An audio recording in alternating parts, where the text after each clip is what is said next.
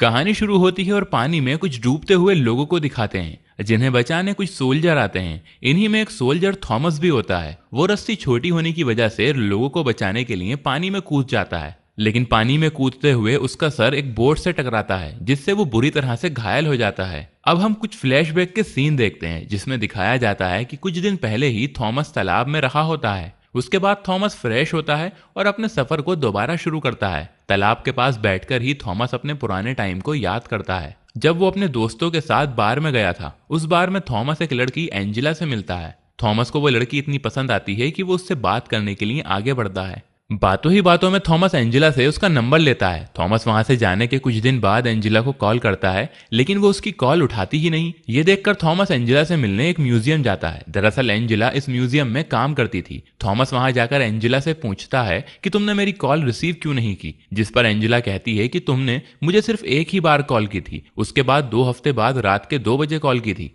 कि सिर्फ एक बार मिलने पर कोई इतनी रात में कैसे कॉल उठा सकता है। मैं जानती हूँ तुम क्या चाहते हो। ये सुनकर थॉमस एंजिला से कहता है कि मैं कुछ जरूरी काम में फंस गया था, इसीलिए रात में कॉल कर पाया। इसके बाद थॉमस एंजिला को अपने साथ डिनर पर चलने के लिए इनवाइट करता है। इसके बाद थॉमस एंजिला से एक पेपर मांगता है। फिर एंजिला अपनी डायरी निकालकर थॉमस को देती है। जब थॉमस डायरी में देखता है तो वहां उस डायरी के मैप में दिल बना होता है, लेकिन थॉमस एंजिला से इस बारे में कुछ नहीं पूछता और होटल का एड्रेस लिखकर एंजिला को देता है और डायरी को अपने पास रख लेता है। वो डायरी थॉमस के पास अब तक होती है। इसके बाद वो दोबारा एंजिला और अपने बारे में सोचता है, जहां थॉमस और एंजिला उसी जगह पर बैठे होते हैं जहां का एड्रेस उसने एंजिला को दिया था। एंजिला उस जगह अपनी मर्जी से देर से आती है क्योंकि वो देखना चाहती थी कि क्या थॉमस उसके देर से पहुंचने पर उसका वेट करेगा या नहीं। वहां पहुंचने के बाद एंजिला और थॉमस एक दूसरे से काफी सारी बातें करते हैं, साथ ही एक दूसरे के घर वालों के बारे में भी पूछते हैं। एंजिला बताती है कि बचपन में ही उसकी माँ की डेथ हो गई थी। माँ की डेथ के बाद उसके फादर पर बहुत प्रेशर हो गया था, जिस वजह से उनकी भी डेथ हो गई।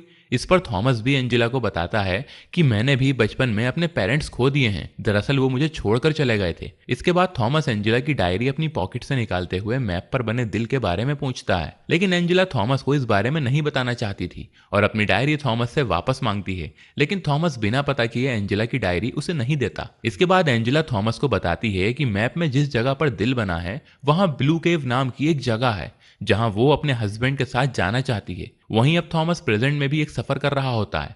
चलते हुए थॉमस एक पहाड़ पर आ जाता है जहां अमायरा नाम की एक औरत थॉमस के पास आती है। वो कहती है कि तुम बहुत किस्मत वाले हो जो पहाड़ पर खड़े होकर ये नजारा देख रहे हो, क्योंकि बहुत कम लोग ये देख पाते हैं। ये सुनकर थॉमस कहता है कि मैंने किसी अपने को खोया है जिसको पाने के लिए मैं एक जगह पर पहुंचने के लिए ये सफर कर रहा हूँ। अमायरा थॉमस से कहती है कि जाने वाले कभी वापस नहीं आते। इसके बाद वो औरत वहां से चली जाती है। इसके बाद थॉमस फिर से अपने और एंजिला के बारे में सोचने लगता है, जहां थॉमस और एंजिला एक दूसरे को डेट कर रहे होते हैं और अपने दोस्तों के साथ बैठकर पार्टी कर रहे होते हैं।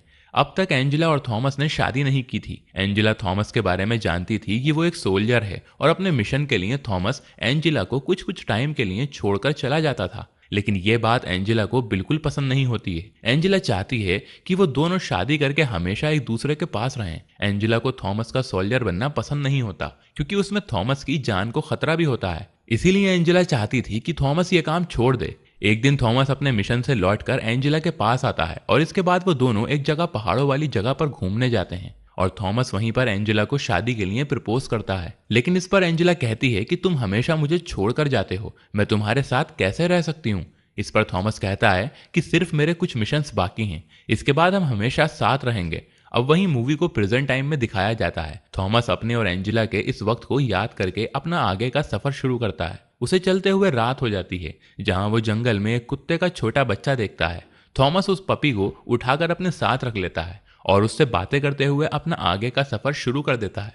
आगे बढ़ते हुए सुबह हो जाती है, जहां थॉमस रास्ता भूल जाता है। इसके बाद वो फिर से एंजिला की वही डायरी वाले मैप को निकालकर रास्ता देखता है। तभी कुछ दोस्तों का एक ग्रुप थॉमस के पास आता है। इस ग्रुप में एक लड़की मीका थॉमस के साथ फ्लर्ट करती है और उस पपी से खेलने लगती है। इसके बाद मीका थॉमस से पूछती है कि तुम कहां तक जा रहे हो। थॉमस उसे ब्लू केव नाम वाली जगह के बारे में बताता है और उन्हें बताता है कि मैं रास्ता भटक गया हूँ। ये सुनकर मीका थॉमस से कहती है कि हम भी उसी रास्ते जा रहे हैं, तुम भी हमारे साथ चल सकते हो। थॉमस को भी लगता है कि ये अच्छा रहेगा क्योंकि उसको वापस जाने का या आगे बढ़ने का कोई रास्ता नहीं पता। आगे बढ़ते हुए उन्हें एक समंदर दिखाई देता है जिसमें मीका तैरने का सोचने लगती है और थॉमस को भी अपने साथ समंदर में चलने के लिए कहती है। इसके बाद वो दोनों ही समंदर में कूद जाते हैं। मीका समुंदर में ही थॉमस के पास आने की कोशिश करती है, लेकिन थॉमस उसे खुद से दूर कर देता है। तभी अचानक थॉमस को अपने और एंजेला के बारे में याद आने लगता है, जहां एंजेला थॉमस पर गुस्सा करती होती है क्योंकि थॉमस के एक कलीग की वाइफ ने एक मैसेज किया होता है जिसमें लिखा था कि थॉमस और मेरे बीच जो कुछ भी हुआ है उसके लिए मुझे माफ कर देना। वो सिर्फ एक गलती थी। इस मैसेज को पढ़ने के बाद एंजेला सोचती है कि थॉमस उसे धोखा दे रहा है और वो अपनी कलीग की वाइफ के साथ सो चुका है। थॉमस ये बात सुनकर थोड़ा गुस्सा हो जाता है और एंजेला से कहता है कि मैंने उसकी वाइफ को छुआ तक नहीं है, वो सिर्फ अपने कलीग के फ्यूनरल पर गया था और उसकी वाइफ को मेरी जरूरत थी। इसके बाद थॉमस को वापस अपने प्रेजेंट टाइम में दिखाया जाता है, जहां वो मीका और उसके फ्रेंड्स के साथ बीच के किनारे बैठा हुआ होता है और मीका उसे ड्रिंक देती है।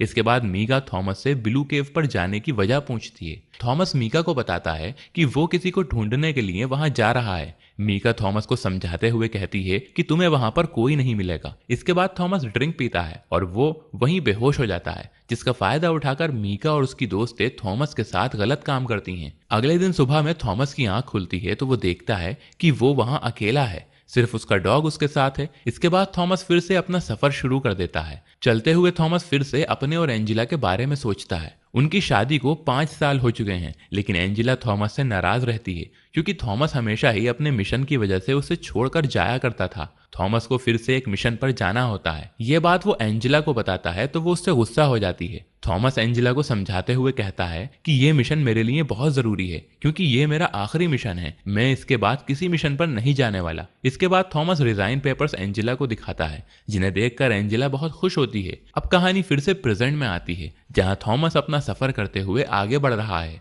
और उसे एक घायल आदमी नजर आता है जिसका नाम मॉर्गन होता है। मॉर्गन के शरीर में एक लकड़ी घुसी होती है। ये देखकर थॉमस तेजी से मॉर्गन के पास आता है। मॉर्गन थॉमस से पानी के लिए कहता है। थॉमस उसे पानी पिलाता है और उस आदमी की मदद करता है। थॉमस जब उस आदमी को चेक करता है तो उसे पता चलता है कि उस आदमी की बहुत सारी हड्डियां टूट चुकी हैं। तब वो दूर जाकर मदद मांगता है, लेकिन एक बड़ा जंगल होने की वजह से वहां हेल्प के लिए कोई नहीं होता। इसके बाद थॉमस वापस मॉर्गन के पास आकर उससे बात करता है। मॉर्गन थॉमस को अपनी फैमिली के बारे में बताता है, जहां उसकी वाइफ और एक बेटा होता है। मॉर्गन बताता है कि वो अपनी वाइफ को बहुत मारता था और बेटे को भी बहुत परेशान करता था और शायद इसी वजह से आज मुझे ये सजा मिल रही है। जब थॉमस मॉर्गन के बेटे के बारे में सुनता है तो वो एक बार फिर से अपने और एंजेला के बारे में सोचता है, जहां वो दोनों डॉक्टर के पास बैठे होते हैं।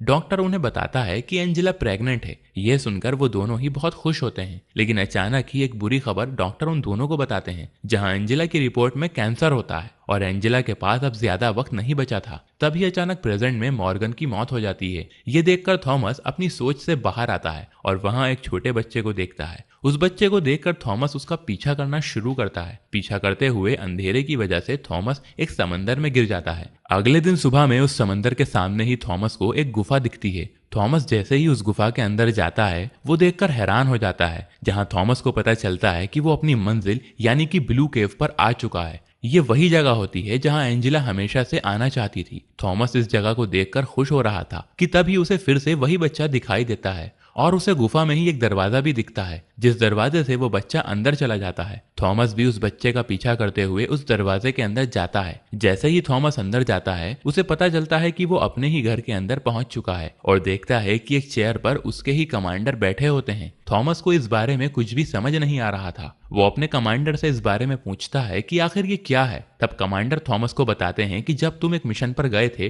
तब तुम्हारा सर एक पत्थर से टकराया था, जिसके बाद मैंने तुम्हें बचाने की बहुत कोशिश की थी, लेकिन तुम नहीं बच पाए और हकीकत में तुम अब मर चुके हो और ये सब कुछ सिर्फ तुम्हारे दिमाग में चल रहा है। पहाड़ों पर मिलने वाली अमायरा नाम की औरत तुम्हारी माँ थी और मॉर्गन तुम्हारे फादर थे। थॉमस ने कभी अपने पेरेंट्स को नहीं देखा था, इसीलिए वो उन्हें पहचान नहीं पाता। रास्ते में मिलने वाली मीका नाम की लड़की उसके कलीग की वाइफ होती है, जिसने थॉमस को किस किया था, जिस बात से थॉमस और एंजेला के बीच झगड़ा हुआ था। तभी थॉमस को अपनी वाइफ एंजेला के बारे में याद आता है और वो कमांडर से उसके बारे में पूछता है, जहां उसे पता चलता है कि एंजेला अभी भी कैंसर से लड़ाई कर रही है और वो अभी जिंदा है। तभी अचानक वहां रखा हुआ फोन बजता है और एंजेला वहां आती है। एंजेला को देखकर थॉमस बहुत खुश होता है, लेकिन वो भूल चुका था कि वो अब एंजेला को वापस नहीं पा सकता, क्योंकि अब वो मर चुका है। जब एंजेला उस फोन की कॉल सुनती है तो उसे यही पता चलता है कि थॉमस मर चुका है, जिसको सुनकर एंजेला अपने होश में नहीं रहती, क्योंकि ये थॉमस का आखिरी मिशन था जिस पर वो गया था, और पत्थर लगने की वजह से वो अब इस आखिरी मिशन में एंजेला को छोड़कर जा चुका होता है। इसके बाद फिर से थॉमस को वो बच्चा दिखाई देता है